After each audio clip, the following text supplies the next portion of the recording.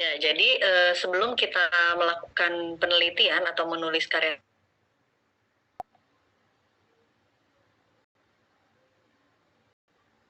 jenisnya apa, seperti itu. Kemudian yang kedua, mengidentifikasi permasalahan dan judul karya ilmiah yang akan ditulis. Jadi permasalahan apa saja yang akan kalian angkat di dalam karya tulis kalian, kemudian setelah itu kita bisa menentukan judulnya. Judul karya ilmiah apa yang kira-kira cocok dengan kalian teliti dalam tulisan ilmiah kalian. Kemudian yang ketiga, mengumpulkan bahan-bahan yang dibutuhkan. Jadi harus ada data-data dan bahan-bahan yang akan kalian teliti dalam penelitian tersebut, dalam tulis ilmiah tersebut ya. Jadi kalau misalkan bahannya sudah ada, nanti juga kalian akan disesuaikan dengan teori yang kira-kira teori yang mana yang cocok dengan penelitian kalian. Kemudian memahami rambu, isi, dan komponen karya tulis ilmiah yang akan ditulis. Jadi masing-masing dari jenis karya ilmiah itu memiliki rambu yang berbeda ya. Misalkan skripsi, jurnal, makalah itu memiliki aturan-aturan yang berbeda.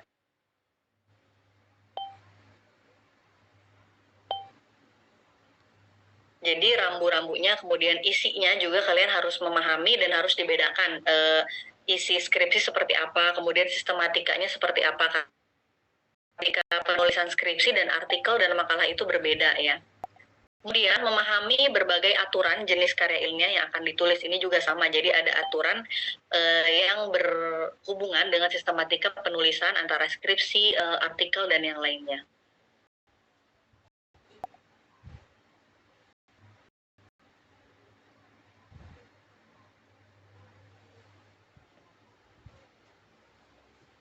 Kemudian ada karakteristik karangan ilmiah. Yang pertama itu ada objektif, ada logis, dan empirik. Pertama, objektif itu jadi setiap pernyataan, baik kata, frasa, kalimat, maupun paragraf ya dapat diukur.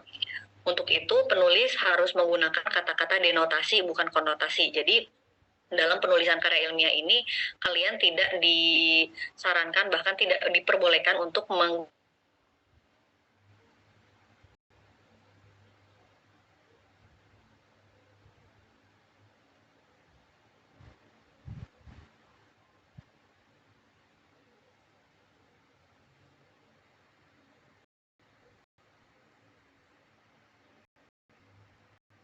makna denotasi makna sebenarnya, karena ini bukan karangan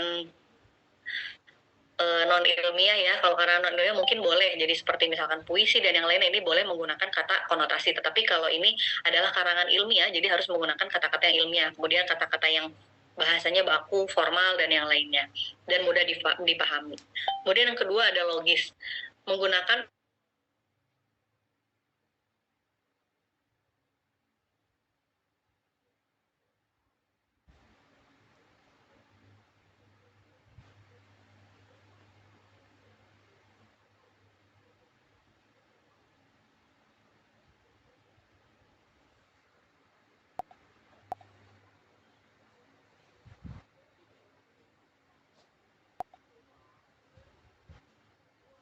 Nah, tadi sudah logis ya. Kemudian yang ketiga ada empirik. Empirik ini harus menggunakan data yang diperoleh melalui pengalaman, pengamatan, atau penelitian. Jadi, datanya harus sesuai fakta yang kalian dapatkan dari lapangan. Jadi, tidak boleh mengarang, tidak boleh dikurang-kurangi atau dilebih-lebihkan. Jadi, harus sesuai dengan fakta, harus sesuai dengan data yang telah kalian dapatkan di lapangan. Karena biasanya dalam penulisan karya ilmiah ini ada yang mungkin pengambilan datanya kalian ambil dari lapangan ya, atau mungkin wawancara, dalam bentuk wawancara, dan yang lainnya. Jadi datanya juga harus sesuai dengan data yang kalian dapat di lapangan. Jadi tidak boleh dilebihkan atau dikurang-kurangi. Kemudian setelah itu kita masuk ke perencanaan karangan. Jadi ada perencanaan karangan ya sebelum menulis. Ini yang pertama ada pra penulisan. Jadi dipersiapkan dulu kira-kira kita akan menulis, meneliti apa, menganalisis apa. Kemudian yang kedua masuk ke penulisan. Kita melakukan penulisan ya. Kemudian yang ketiga ada penyuntingan atau editing. Penyuntingan naskah, penyuntingan materi, dan penyuntingan bahasa. Nah, ini harus kita baca ulang, misalkan kalian sudah melakukan penulisan, kemudian kalian melakukan penyuntingan, melakukan editing.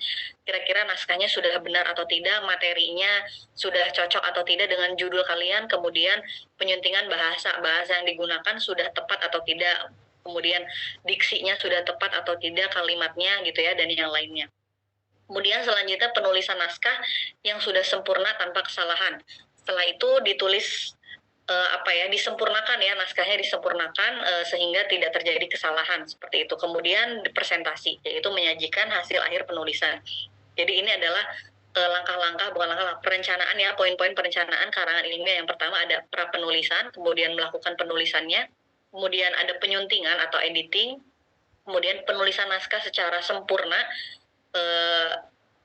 dicek kembali gitu ya, kira-kira masih ada yang kurang-kurangnya atau tidak. Akhirnya kita bisa tahu mana yang kurang, kemudian disempurnakan naskahnya seperti itu. Kemudian setelah itu presentasi, kalian mempresentasikan di depan audiens seperti itu. Kemudian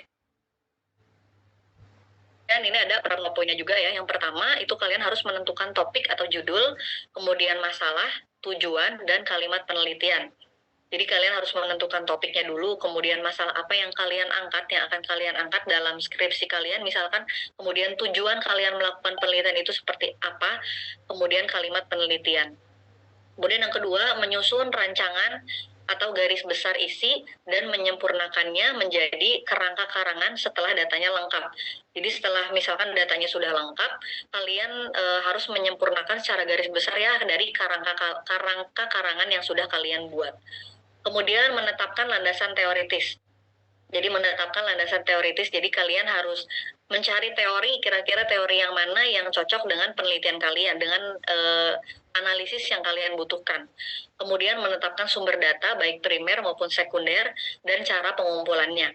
Kemudian menetapkan metode pembahasan. Nah, ini juga harus dimasukkan ya, metode apa saja yang akan kalian gunakan dalam mencari data dan yang lainnya. Kemudian menyusun daftar pustaka sementara dan menjadwalkan pelaksanaannya. Jadi dulu itu ya, biasanya saya waktu mengerjakan skripsi itu biasanya saya buat dulu bab-babnya, misalkan bab 1, bab 2 meskipun belum jadi ya, tapi saya tulis dulu bab 1 misalkan pendahuluan, kemudian bab 2 pembahasan, kemudian bab 3 waktu itu saya ada karena saya kajian tentang bahasa ya. Jadi ada di bab 3 saya lupa metode atau teori gitu ya. Kemudian di bab 4 itu ada penutup. Jadi saya tulis dulu per babnya agar termotivasi gitu. Jadi kalau udah ditulis per babnya meskipun masih lama tapi berasa sudah ini bentar lagi nih tinggal diisi-isi aja kayak gitu kan. Jadi itu termasuk bukan ini cara gitu ya, cara lain untuk agar kita termotivasi, semangat, oh ini udah ada di sini, jadi kita tinggal udah ada poin-poinnya, jadi kita tinggal isi aja seperti itu. Setelah itu ada daftar pustaka sementara juga kalian harus masukkan, karena agar tidak lupa ya, supaya tidak lupa buku apa saja yang kalian ambil teorinya. Jadi kalian boleh catat satu persatu di catatan, kemudian nanti di daftar pustaka akhir itu kalian bisa langsung masukkan saja buku mana yang sudah kalian ambil teorinya dan yang lainnya. Kemudian menjadwalkan pelaksanaannya. Kemudian kita masuk ke penulisan. Menulis keseluruhan naskah secara konseptual disertai kutipan atau data yang diperlukan.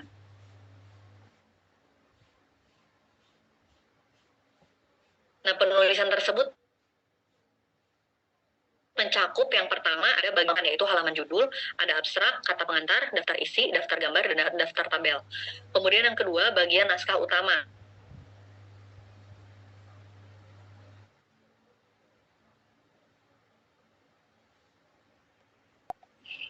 Latar belakang ini menguraikan kesenjangan antara kondisi ideal dengan fakta. Alasan mengapa topik ideal dan kesenjangannya dengan kenyataan yang dihadapi. Kemudian tujuan menjelaskan upaya yang hendak dicapai. Tujuannya apa? Kalian melakukan penelitian tersebut, pencapaiannya apa? Kemudian yang ketiga pembatasan masalah, menjelaskan bagaimana menjawab masalah dan tujuan yang hendak dicapai atau ruang lingkup yang hendak dibahas dan metode pembahasan yang digunakan. Jadi dalam pembatasan masalah ini kalian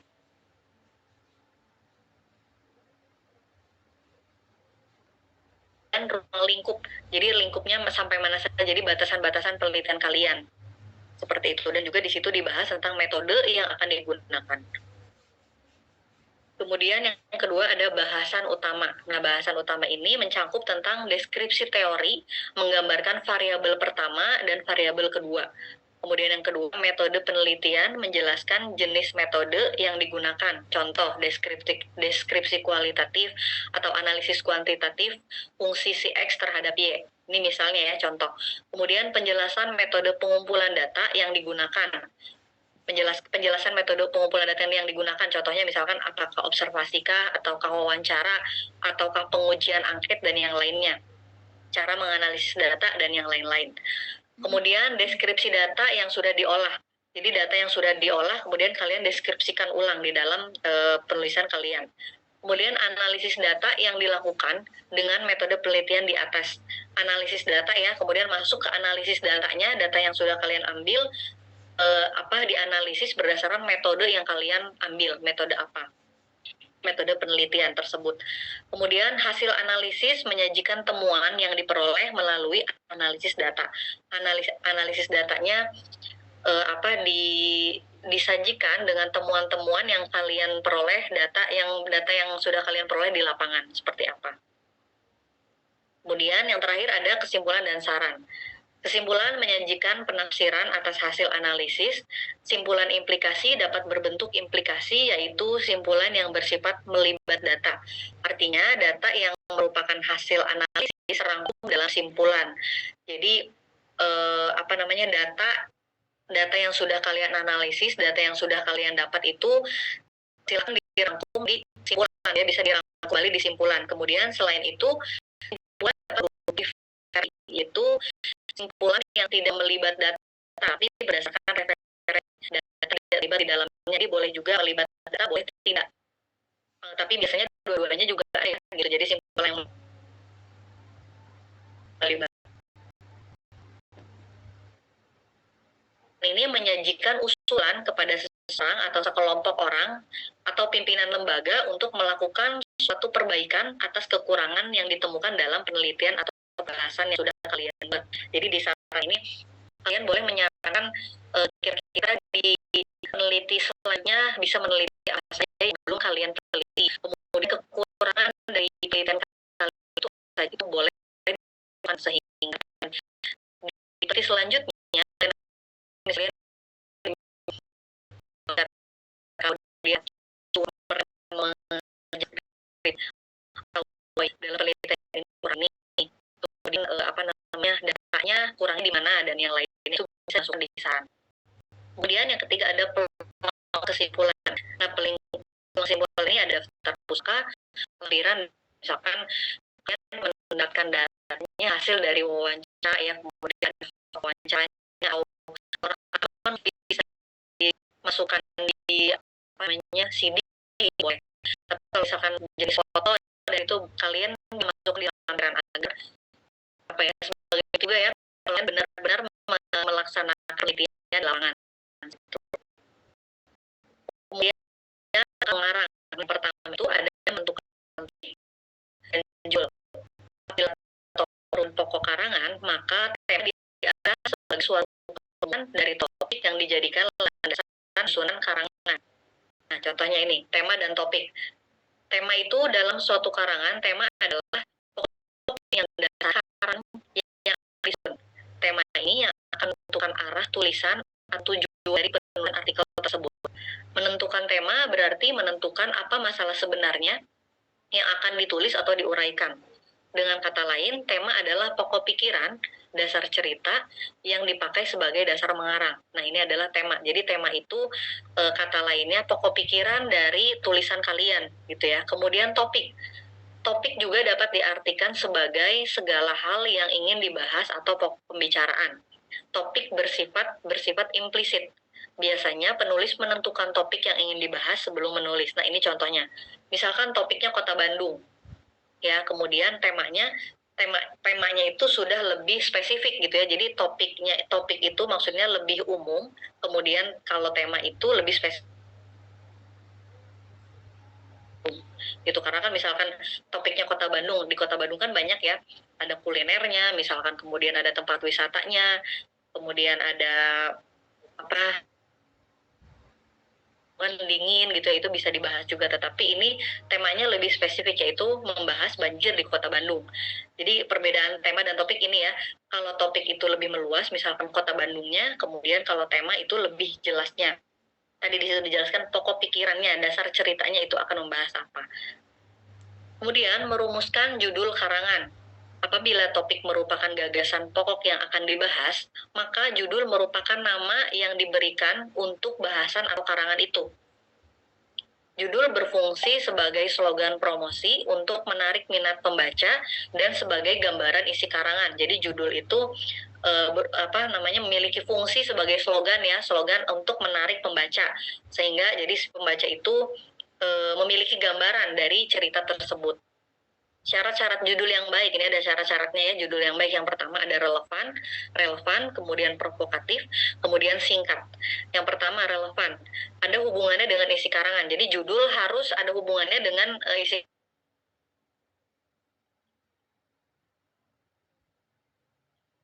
provokatif.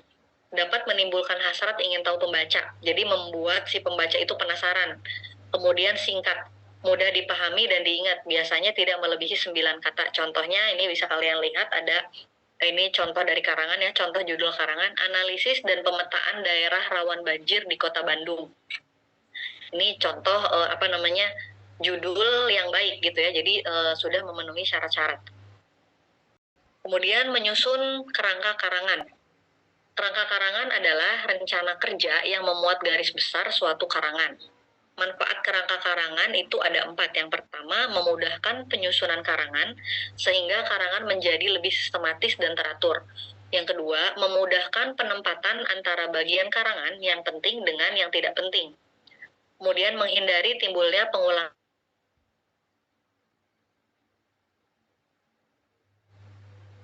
adalah manfaat kerangka karangan ya.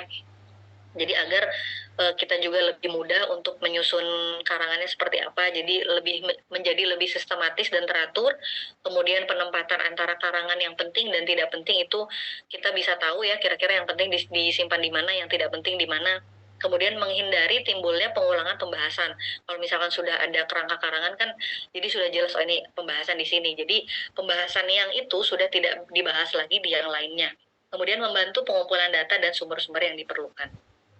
Ini sistematika penulisan ya, bisa kalian lihat ada bab pendahuluan, bab pertama pendahuluan. Yang pertama ada latar belakang masalah, ada perumusan masalah, pembatasan masalah, tujuan penelitian dan manfaat penelitian. Ini ada di bab pertama. Kemudian bab kedua, kajian teori atau tinjauan kepustakaan atau